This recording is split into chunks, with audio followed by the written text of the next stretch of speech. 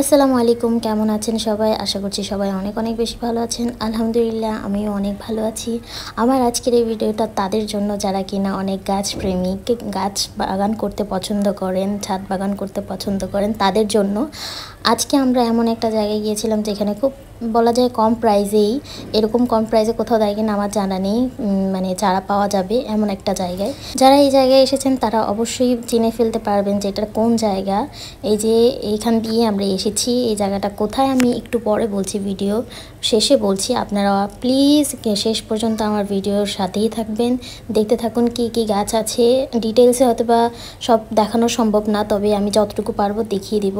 এই যে এখানে অনেকগুলো গাছ ছিল, শুরুতেই ঢুকতেই ঝুলন্ত অনেকগুলো মানি প্ল্যান্ট, ইনডোর প্ল্যান্টগুলো ছিল, যা খুবই সুন্দর লাগছিল আমার কাছে।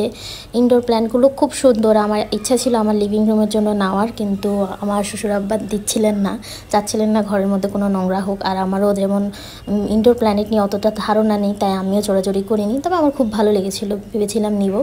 এই যে এখানে যতগুলো ঝুলন্ত মানি প্ল্যান্ট আছে দেখতে পাচ্ছেন, এগুলো সবই আমার মানে সব কিছু থেকে একটা একটা করে নেওয়ার ইচ্ছে ছিল, কিন্তু আফসোস নিতে পারিনি। তার একটাই কারণ, তার আগে একটু বলে নিই, এই যে বনসাই গাছগুলো দেখতে পাচ্ছেন, এগুলোর এক একটা প্রাইস বলছিল 1100-1200 করে। আপনারা যদি বার্গেটিং করেন তাহলে হয়তো বা আরও কমিয়ে নিয়ে আসতে পারে।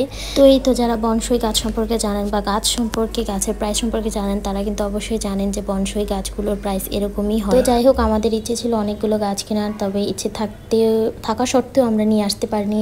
তার কারণ একটাই যে আমরা বাইক নিয়ে গিয়েছিলাম। আমিও আমার হাজব্যান্ডকে বলেছিলাম, কিন্তু সে শুনেনি। তারপরে এই নার্সারিটা ফুটেছিল এই বাগান বিলাস গাছটা দিয়ে। এইটার কালার কম্বিনেশনটা এত সুন্দর ছিল যে যেই দেখছিল তারই পছন্দ হচ্ছিল, তবে আফসোস এটার কোনো চারা ছিল না, যার কারণে নেওয়া হয়নি।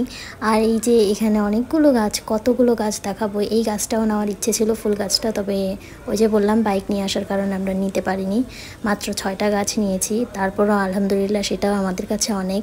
আমার খুব ইচ্ছে ছিল কামিনী গাছ নেব। এই যে এইগুলো কামিনী গাছ, আমি একটা কামিনী গাছ নিয়েছি। আমার শাশুড়ি আম্মারও ইচ্ছে ছিল 2টো গাছ নেওয়ার, সেও বাসা থেকে টার্গেট নিয়েই বের হয়েছে যে 2টো গাছ নেবে। পেয়েছিল, বাট নিতে পারেনি। যেমন সে সবেদা গাছ নিয়েছে, কিন্তু তার যে ব্ল্যাকবেরি গাছটা সেটা সে নিতে পারেনি, কারণ ওটা বড় ছিল, ওটা নেওয়ার মতো কোনো স্পেস আমাদের ছিল না, বাইকে তো অসম্ভব। তো বাইক নিয়ে আসছে যেহেতু, 2টো নিয়ে তো যাওয়া সম্ভব না, বাইক ছাড়া যাওয়াও সম্ভব না, সেজন্য আর নেওয়া হয়নি। অন্য একদিন অবশ্যই নেব ইনশাল্লাহ। তো এই যে দেখেন কত সুন্দর লাগছিল, কি গাছ কোনটা লাগবে। আর এখন আপনাদেরকে লোকেশনটা বলে দিই। এই লোকেশনটা হচ্ছে গিয়ে দিয়াবাড়ি বউ বাজার বলে, আই গেস, বউ বাজারের পশ্চিম পাশে এই ভাইয়ার নার্সারিটা। ভাইয়াটাও খুব ভালো, খুব নরম ধরম। আর হ্যাঁ, অবশ্যই আপনারা সকালের দিকে যাওয়ার চেষ্টা করবেন, বিকেলের দিকে খুবই মানুষের ভিড় হয়। ও তখনও অবধি ছিল না যখন আমি ভিডিও করেছি, কিন্তু পরে ঠিকই ছিল, আস্তে আস্তে চলে আসছিল। আর এই যে আস্তে আস্তে আমাদের সন্ধ্যা হয়ে যায় বলে আমার শ্বশুর আব্বা আমাদেরকে বলে চলো কিছু খেয়ে নিই। তো আমরা কিছু খেয়ে নিচ্ছিলাম রেস্টুরেন্টে। আর যেটা বলেছিলাম যে কখনোই আপনারা বাইক নিয়ে যাবেন না, আমাদের সাথে একটা দুর্ঘটনা ঘটে গিয়েছিল। আমরা বাসায় ফেরার পথে এয়ারপোর্টের ঠিক ফ্লাইওভারটাতে আমাদের একটা গাছ পড়ে যায়, আমরা বুঝতেও পারি না।